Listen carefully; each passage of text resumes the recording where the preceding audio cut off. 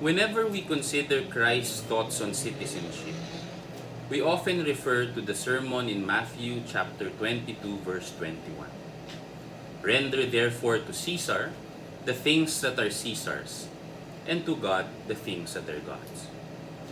It is the classic invocation of the separation of church and state. But is this the only teaching that Jesus has on citizenship? Is his message and mission only limited to religious affairs? And is citizenship a mere political exercise devoid of redemptive value? We don't think so. In fact, Jesus' life and teachings elevate the purpose and action involved in responsible citizenship. Specifically, we believe that Jesus' call to citizenship is not encapsulated in Matthew chapter 22, but in Luke chapter 10, verses 30 to 37. When a scholar of the law pressed Jesus to define who our neighbor is, he told him this parable. It's good to read it together. A man was going down from Jerusalem to Jericho, and he fell among robbers, who stripped him and beat him, and departed, leaving him half dead. Now by chance a priest was going down the road, and when he saw him, he passed by on the other side. So likewise a Levite, when he came to the place and saw him, passed by on the other side. But the Samaritan, as he journeyed, came to where he was, and when he saw him, he had compassion, and went to him and bound up his wounds, pouring on oil and wine. Then he set him on his own beast, and brought him to an inn, and took care of him. And the next day he took out 2 denarii, and gave them to the innkeeper, saying, Take care of him, and whatever more you spend, I will repay you when I come back. Which of these 3 do you think proved neighbor to the man who fell among robbers? He, the scholar of the law, said, The one who has shown him mercy. And Jesus said to him, Go and do likewise. What we just read is the parable of the Good Samaritan. We dare say that Jesus left us this parable to remind us of the ultimate example of citizenship for every Christian. Having said that, we may be asking, how do we populate society with Good Samaritans? St. Luke does not really expound on the background of Good Samaritan, but from his actions it is not difficult to infer that he must have seen this good example from other people. Could it be that he saw this in society itself? Possibly. But the priest and the Levite were not as merciful as the Samaritan. Even if these men came from the same nation as the wounded man, there seems to be a big difference with the way they treated the victim. They did not see him as a neighbor. Instead, they saw him as an other. So, where could he have learned to show mercy and compassion to a stranger? Our hunch is that he must have learned it from his family. Allow us to backtrack a bit. After all, we have to explain why the Good Samaritan is not only an example of a true Christian, but also a civic-minded citizen. What do we mean by a civic-minded or responsible citizen? In legal terms, citizenship refers to a person's membership to a nation-state, the identification of which enables us to determine the rights and responsibilities we receive from our respective governments. Viewing citizenship this way makes citizens look like passive recipients of government action, for better or worse. Another common way of defining citizenship is membership in a political community, be it a state, nation, political party, people's association, or even a clan. Defining it in this way allows us to see the citizen not as an object of government action, but a subject, a protagonist in the life of the polity. However, it is still possible to be a passive member of a political community. If this is the case, what differentiates the civic-minded citizen from the rest? To put it simply, A civic-minded citizen is one who is fully committed and actively strives to contribute to the common good. Common good, as defined by the Catechism of the Catholic Church, is a sum total of social conditions which allow people, either as individuals or as groups, to reach their fulfillment more fully and more easily. Sadly, contemporary society has lost sight and sense of the common good. On one extreme, we see hyperpartisanship, ethnocentrism, and racism. These are variants of tribalism, an exclusive focus on the interests of one's group and that alone. On the other, we see extreme individualism, as manifested in consumerism, cynicism, and apathy on the affairs which do not directly concern one's welfare. Moreover, contemporary citizenship seems to be too focused on claiming rights and privileges from the political community, instead of performing one's duties and responsibilities to advance the state's development. In the end, the consequence of these social maladies is the marginalization of weaker members of society and the alienation of people from their dignity and true purpose, that is, to pursue and contribute to the common good. If citizenship is a viable solution to the threats of this society, how can the family be a school for citizenship? We often define the family as the basic unit of any society, for it is the primary community which the person belongs to. It is the community where we learn to live with people other than ourselves, as well as to experience being under the authority and to exercise camaraderie with others.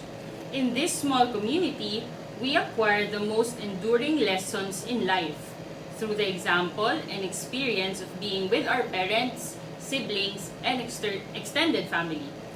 As Pope Francis said in Amoris Laetitia, the family is the first school of human values, where we learn the wise use of freedom. Certain inclinations develop in childhood and become so deeply rooted that they remain throughout life, either as attractions to a particular value or a natural repugnance to certain ways of acting. Many people think and act in a certain way because they deem it to be right on the basis of what they learned, as if by osmosis, from their earliest years. That's how I was taught. That's what I learned to do. How can we transform these seemingly banal days with our family into teaching moments? Our experience in our families can teach us three important virtues which are essential to the Christian way of citizenship. The first one is fraternity. Like the Good Samaritan, he did not view the wounded man as a potential threat or a foreigner. Instead, he saw the victim as a fellow man. He saw his value and his worth as a human being. Because of that, he did not hesitate to help the man recover from his sorry state. As Christians, we are called to see our fellow men as brothers and sisters in Christ Jesus. In Fratelli Tutti, Pope Francis wishes that, by acknowledging the dignity of each human person, we can contribute to the rebirth of a universal aspiration to fraternity. No one can face life in isolation. By ourselves, we risk seeing mirages, things that are not there. Dreams, on the other hand, are built together. Let us dream then as a single human family, as fellow travelers sharing the same flesh, as children of the same earth which is our common home, each of us bringing the richness of his or her beliefs and convictions, each of us with his or her own voice, brothers and sisters all. Fraternity allows us to realize that our personal development is inherently linked to the common good of our families and society at large. We experience this reality in the family where we first encounter and interact with other people aside from ourselves. We do not consider our family as other people. We share the same flesh and blood, as well as the successes and failure that come along with it. We see this in the most common of activities, the family meal. Here, we do not only share bread with our family, We share the ups and downs of our day. We share what made us worried and what made us happy. Oftentimes, this is also where we discuss issues and concerns that transcend our own home. Sometimes we even debate and disagree. Ultimately, we realize that sharing a meal with our loved ones, that we are not alone. Our happiness and sorrow is something that we share with our family, and in the process, they become our family's concern. Christian citizenship starts with this realization. The concern of others are also our concerns because we all share the same humanity. This realization will be strengthened if we constantly engage in dialogue with others. Our friends, our neighbors, our classmates, our colleagues, or even the strangers that we encounter in our everyday lives. Prior to the pandemic, Joyce and I would often take cab rides going home, and one of the things that we would usually do is to engage the driver in a conversation. In doing so, we often realize how different other people can view issues from how we view it. But what always struck us is that despite differences in opinion, we share the same goals. It leads us to realize that despite differences in wealth, education, religion, or point of view, we share the same humanity. It is not accidental that we express this aspiration by using the familial noun brothers and sisters. The second virtue is charity, specifically self-giving. Going back to the parable, what distinguished the Samaritan from the Levite or priest is not just how he viewed the poor man, but what he actually did for him. Recognizing our fellow men as our brother or sister would naturally lead us to work for their welfare. Again, we realize it first in our families. Parents embody charity through the sacrifice of working to put food on the table and striving to make homes bright and cheerful. As children, we learn how to love not just by knowing the word, but by doing chores that contribute to the life of our respective homes. When our families experience problems and difficulties, we selflessly take time to contribute to its solutions. And even if the solutions are not within reach, the mere act of being present and accompanying our family through difficulties teaches us the power of charity. Self-giving in the family makes us realize that it is not enough just to be aware that we belong to a community. The natural consequence of fraternity is to work and contribute towards the common good. Christian citizenship is animated by the same spirit. Pope Francis in Fratelli Tutti puts it succinctly. It is an act of charity to assist someone suffering. But it is also an act of charity, even if we do not know the person, to work to change the social condition that caused his or her suffering. If someone helps an elderly person cross the river, that is a fine act of charity. The politician, on the other hand, builds a bridge, and that too is an act of charity.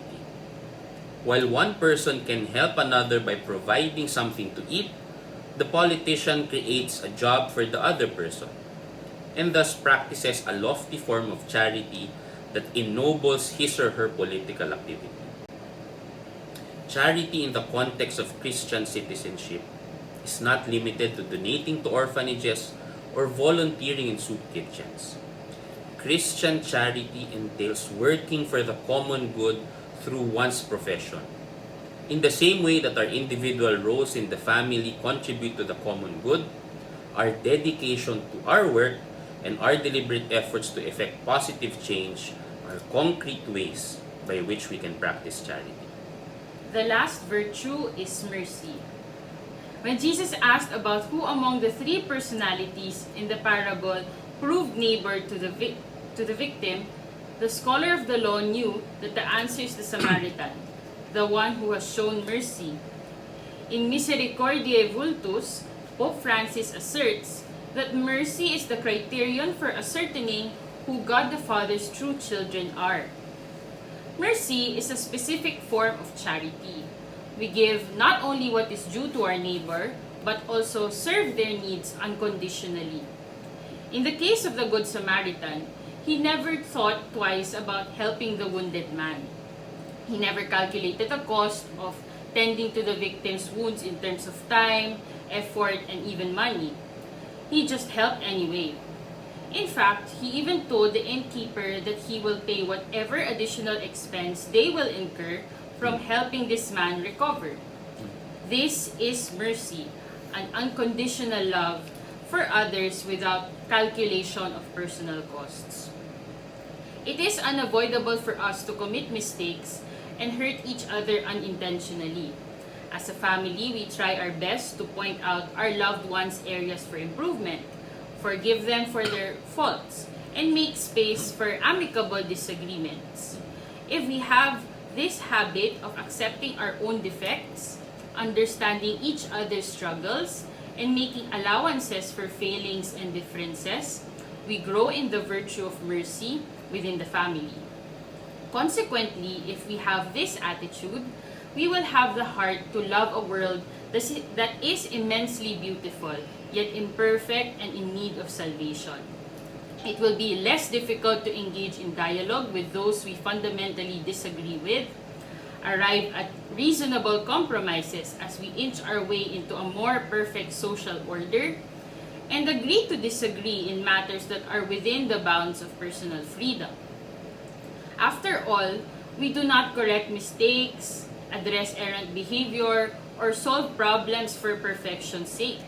As Christians, we help our loved ones and fellow citizens achieve not only their full potential, but also their salvation. Instilling these three virtues in the family is a daunting task, especially for parents. However, we cannot be content with families that merely provide physical nourishment and material security.